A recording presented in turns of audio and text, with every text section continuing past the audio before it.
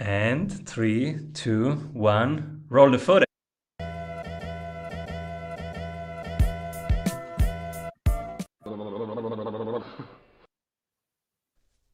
Welcome back, everybody. I'm your host, Simon Severino. What if you could hang out with sprinters every day and ask them about their problems, their workflows, and their solutions? Today, we explore with the CEO of Voices.com the current digital audio revolution, how to get paid as a creative, why you should consider a platform first strategy, and how to expand your platform. Welcome, everybody, David Sicorelli. All right, great to be here. Thanks so much, and always love being able to share our story and hopefully build into the lives of people who are watching the video and tuning in today, and of course listening to the podcast. How did your name go from Ciccarelli to Sicorelli? Yeah. Well, I think that obviously, going back, I think to great grandfather was born in Italy near Florence, and to the best of my recollection, through the family tree, and then immigrated into through New York, and eventually up to near Toronto in Canada, where I am today, just outside in a city called London, Ontario, Canada. And here's where I'm married, have 4 kids, and started an incredible business, which I about 15 years ago, which I enjoy running and building and creating even to today. Beautiful. My grandfather Cosimo also went from South Italy to Montreal, Quebec, but he came back. Okay. So Maybe for good reason. Maybe for good reason, but both for um, good reason, both reason yeah, to go to Canada, both good reasons to come back. yeah. And what? And he brought beautiful things with him. What are you currently creating? Well, what one of the things we're building is really this online marketplace, which you appropriately introduced as Voices.com. It's a freelance marketplace to find creative talent. Think of voice talent, such as voice actors, translators, audio producers, and musicians.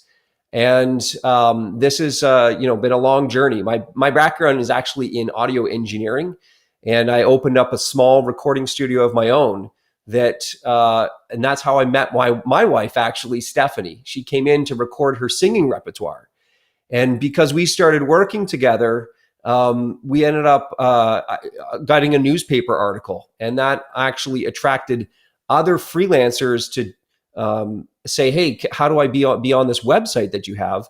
But similarly, how can there were clients, some small ad agencies and video production companies that were looking to hire a freelance voice talent.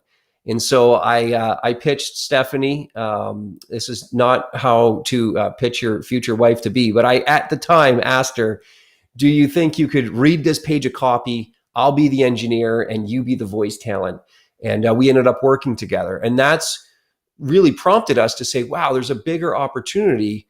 Why don't we get out of the production business and build this two-sided marketplace where, as I say, on one side you have the freelancers, a creative talent, and the who are looking for work, and the other side you have the buyer, that corporate client, or that creative person at an advertising agency who's looking for a very specific skill to get completed. They've got a project that they need to get done, and so we bring these two parties together, and help them get that work done. Often it's an important message to be told, a story to tell, a commercial to be launched, and that's been the business for all of this time. Before we sprint into the revolution that voice is, because I am so bullish about voice, that's why I run a podcast. I want to be part of this revolution. But before we get there, let's see if we have everybody on board. So, what's from your perspective, what is the potential of voice, and which technological changes are relevant here, and why should small business owner think about voice in context of their business? So, voice is, I think, special. It's unique, especially if the small business owner has the capacity and desire to be their spokesperson, right? Not everyone likes writing and communicating through the written format. Other people want to be spoken to, speak and share their story and their background and how they can add value. But also, there's a whole number of us who learn best by listening. So this is, let's call it an underserved market up to this point of all these people in the world who are really auditory listeners and learners. That's how they best consume information. The web up to this point has viewed audio as predominantly music and maybe podcasts. And I think if there was ever a marketing channel for a small business owner or a growing an entrepreneur with a growing business, it is that of podcasting, which in 2007, the Oxford Dictionary named it the word of the year. And there was this huge emergence of almost like we would call them like cottage industry or like aspiring, very niche podcasts. And then the big media companies came into play, and it was really seen as like a distribution. But I think there's this resurgence of podcasts as being easy to make, relatively speaking, not as technically complex as a video. They can also, you can share a lot more information through a longer period. They can just as well be episodic, where it's, there's interviews. And it's also a way for people to you can build trust with your listeners over a period of time. And there's very few other channels that allow you to kind of hear the heart behind the host, like yourself, or behind those guests, that is so genuine, because it's not a stage actor. It's not somebody ghostwriting. It has to be authentically that person. And that's why I think audio really just cuts through the various marketing opportunities as being unique for that, for those reasons. I am so bullish for many reasons. One is I love books, as you can see, but I have two kids. I run a global business. My time is limited to sit down and read a book. So I can hear things while I do things. While I cook, I always listen to podcasts. And while I was running in the morning, I was listening to a video. I wanted to watch a video about Bitcoin right now that is very well done, and I want the expertise, but I don't have 1 hour time to watch a video. So I went running and I was listening to it, and it was perfect. And this intimacy, if we can be that intimate for 1 hour with somebody, maybe a couple times per week, that is the intensity level of a marriage. If I have 4 hours uninterrupted time to talk to my wife, that's a good week. And if she would say yes, for 1 hour he was listening to me, that would be an exceptional week. Yeah. Right? And I love that you also described how you can be multimodal or multitasking, if you will. And video is just so all consuming. It utilizes all of your senses. And it's very difficult to watch a video as well as do something else. You might be able to listen to a video.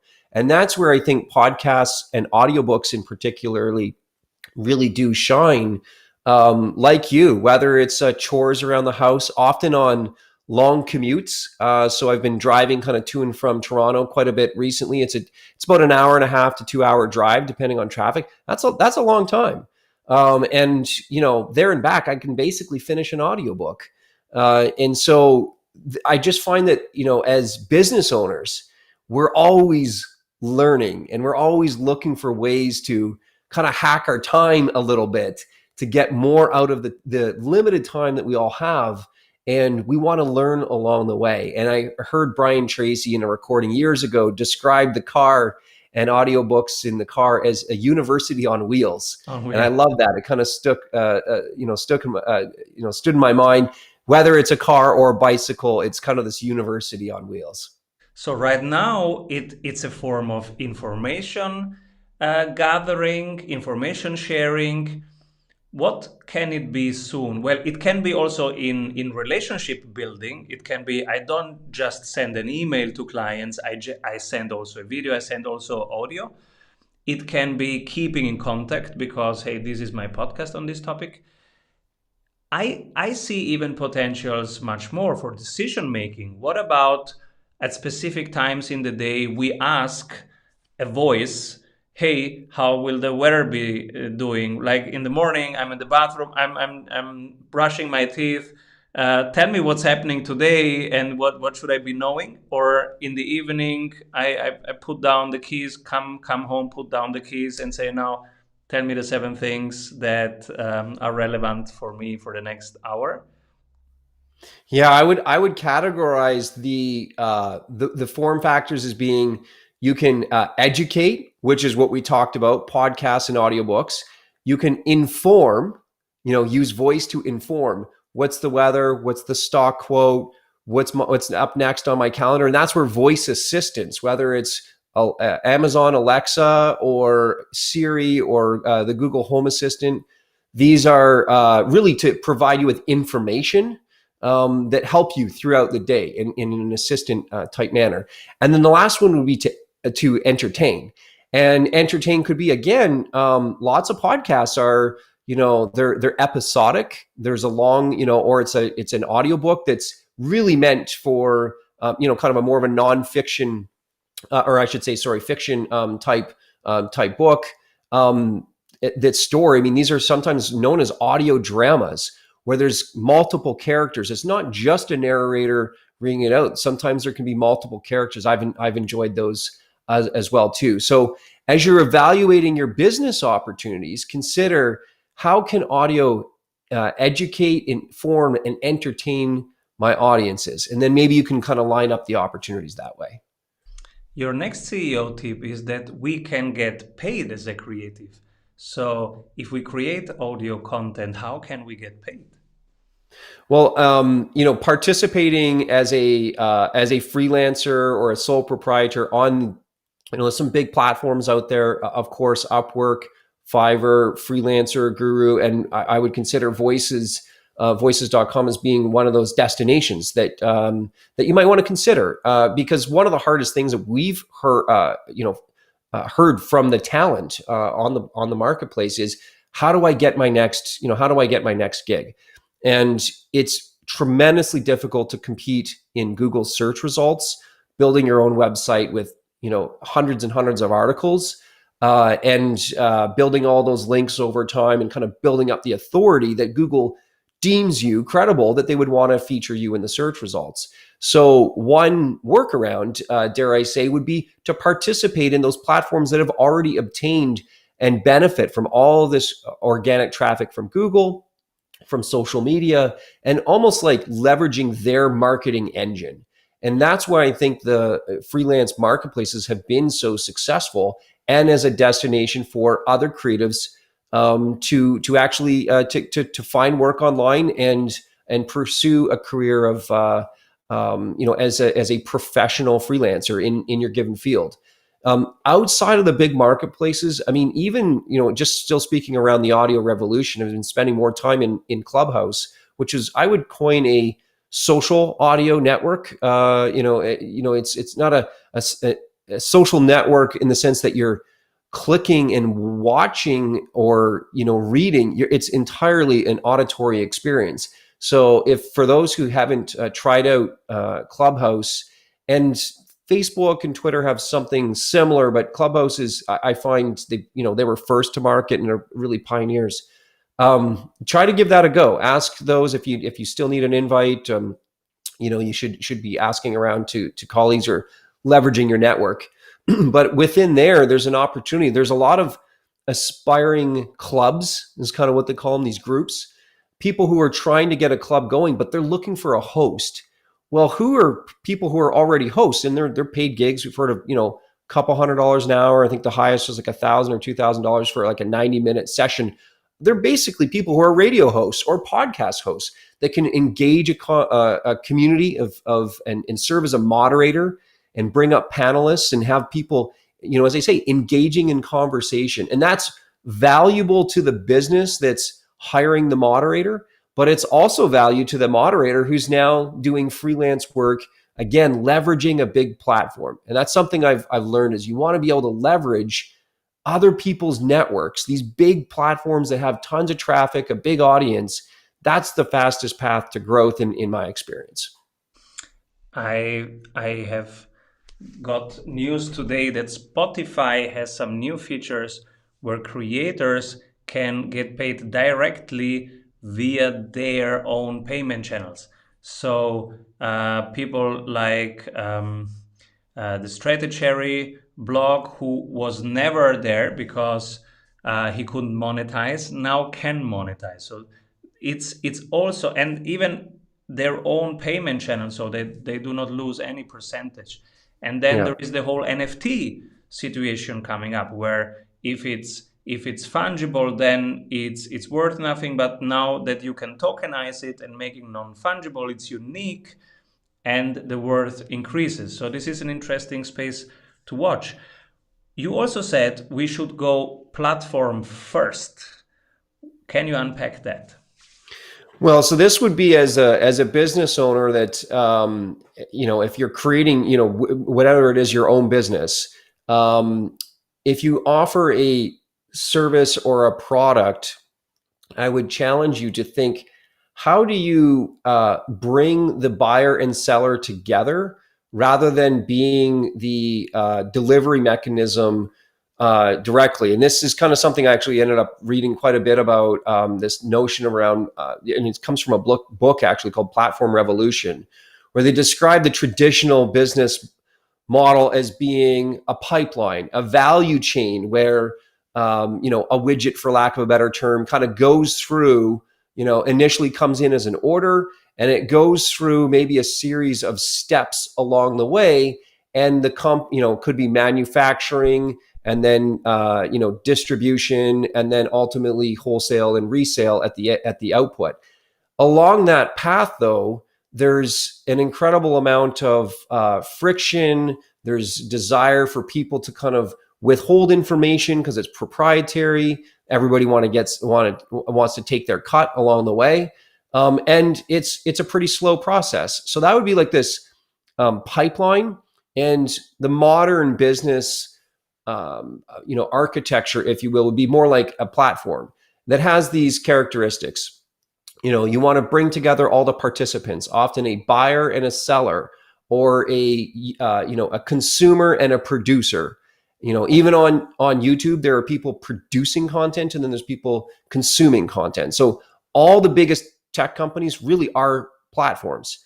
They also, as there's an exchange of information, it could be just content, but it could also be information about a job, or information about a room I can stay in, or about a vehicle I could rent or borrow, if you will.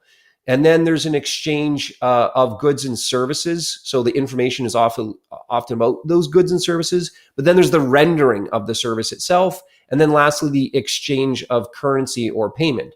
It's not always necessarily kind of hard dollars. I think you were alluding to this as well, but it also could be the exchange of social currency. A lot of thumbs up or likes or subscribes would also be considered the exchange of some form of currency, that in that case, social currency. So reinventing your business model as a platform first is really what's differentiating, dare I say, the winners and losers in the technology ecosystem nowadays.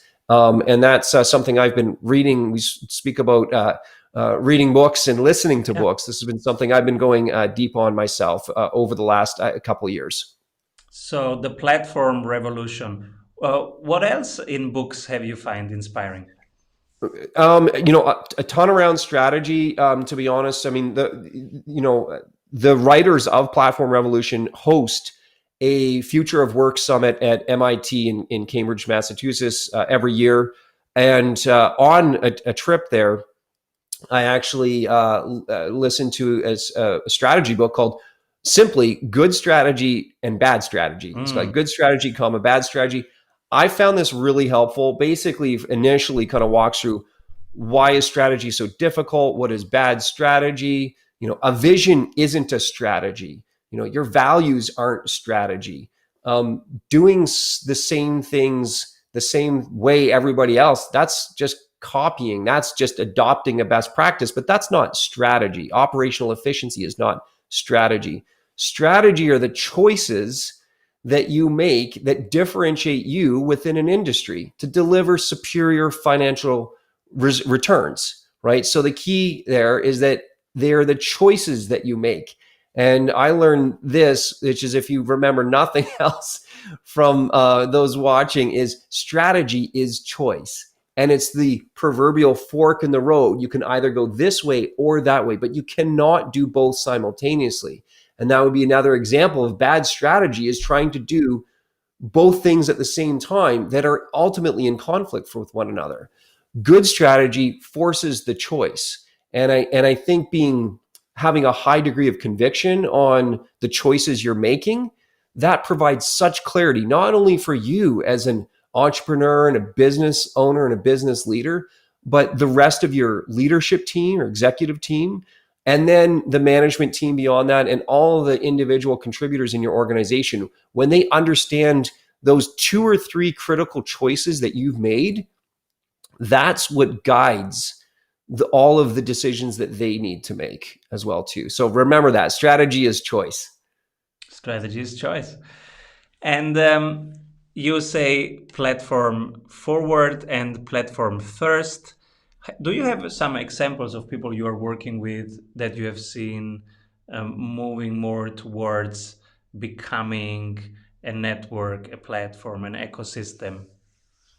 Well, you'd mentioned Spotify, and I'll start there. So the two are Spotify and Shopify, and sometimes people in passing just get those two companies mixed up. But Spotify, is really aspiring to become not just a place that a consumer goes to listen, but a place where creators can go to upload content.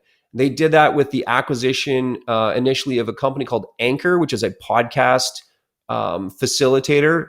And then now they've got a whole podcasting suite, as we all know really well. And that's really encouraging to hear that there's, providing a means of as I described, one of those key criteria or defining criteria of a platform is not only bringing the people together and the content, but also facilitating monetary transactions in the currency exchange. So Spotify, I think, is doing that really well. And they're really becoming like the audio of Netflix, or the Netflix of audio, I could better say. So I think they're owning that space, and they've beaten almost like Apple to its own game in a lot of ways. The other one would be Shopify, who began again as an e-commerce type company, who has built an entire ecosystem of developers and third-party tools and plugins to enable all manner of things that you would need to run your entire business. It's not just, I want to sell some goods, but everything from delivery, in some cases just drop shipping. So there's like an inventory management application, to a whole host of marketing tools as well too.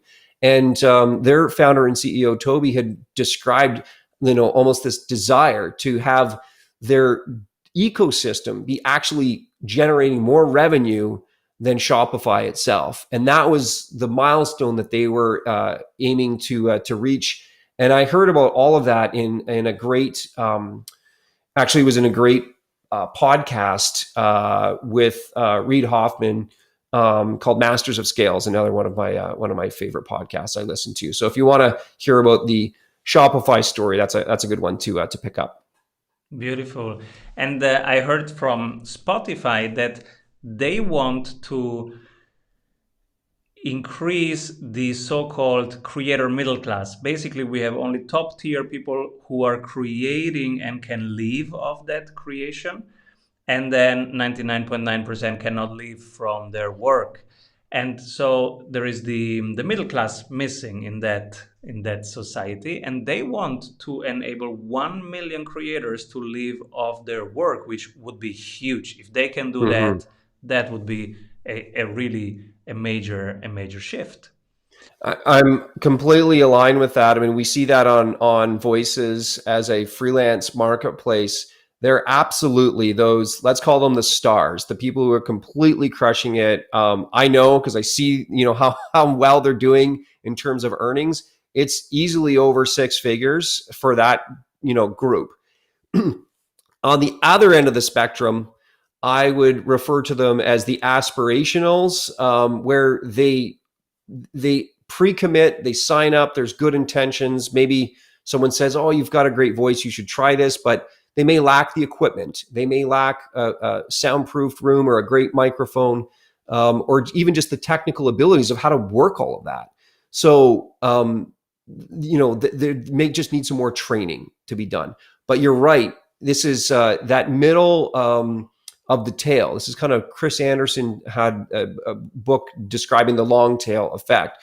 This top end of the market is really owned by the absolute, top fraction of a 1% or 1%.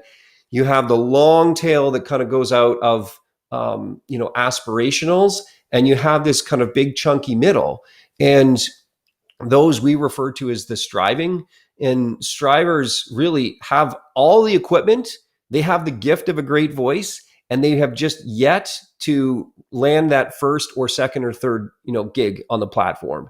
And in probably similar at Spotify, there are people who are creating content, but they're now providing a means where they can monetize and actually generate an income. So I think that's very admirable in terms of a strategic direction. And I'm so curious who you pick for the strategy award after one word from our sponsors. Hey, if you like the tools, go grab them for free at strategysprints.com/tools. When everybody is zigging, this person is zagging, but from your perspective, they're doing the right thing. Who do you pick? I'm gonna go back with Shopify on this one. It's Toby Lutkin. He's the founder and CEO. Toby he's really been determined to create a Canadian-based tech company. They were the first, quote unquote unicorn $1 billion valuation in a long time. And they, being a founder as well, and going right through from startup days, all the growth, and, taking their company public in a dual listing on the Canadian Stock Exchange as well as the New York Stock Exchange, I think is a huge feat. And just the desire to build value through their developer and partner ecosystem. So I wanted to, mention that, despite seeing the behemoth of Amazon, still staying hyper focused on creating a Canadian success story, but also just a technology success story in and of itself. So my shout outs to Toby. Which creators right now listening should go to voice.com and check if it's for them? Which size or which type? So if you're one who has skills and capabilities, and you're looking to generate an income or even just promote those skills, then I would refer to you as a talent. And you can sign up as a talent on voices.com for free. And we would send job opportunities to you. You'd really need to start with building your profile, upload some samples of your work, whether it's audio production, music composition, or translation even, as well as voiceover. And then the other creators are those people, maybe it's a small business owner, a marketer who needs work to get done. Some type of audio work that needs to get done. It could be a commercial, or it could be even your phone system recording. Anytime you hear the human voice, maybe it's a voiceover for a video. So you need some work to get done. Also encourage you to check out voices.com, and you can post a job, and talent will reply with their quote as well as a sample of their work. And you can go ahead and make a hiring decision that way. So really, it is a marketplace for all creatives. Beautiful. And then you say we need also to expand our platform. So we have now a platform. How can we expand it? So what we've done to expand the Voices marketplace was really evolving from just specifically around voiceover, right? Most people think of radio and TV commercials, maybe a phone system or an audiobook. That's what we've been doing for the better part of 15 years, is just voice. But over the time, we've recognized that there are some pre-production services. Somebody needs to write the script. Sometimes that script needs to be translated. And then after the voice is recorded, there often can be some editing that's required, or maybe somebody wants to mix in music. And so we've expanded to enable these additional capabilities where you can not only just find a voice talent, but also an audio producer, a musician, or a translator at present. And of course, we have ideas of other types of creative professionals that we would want to welcome onto the platform.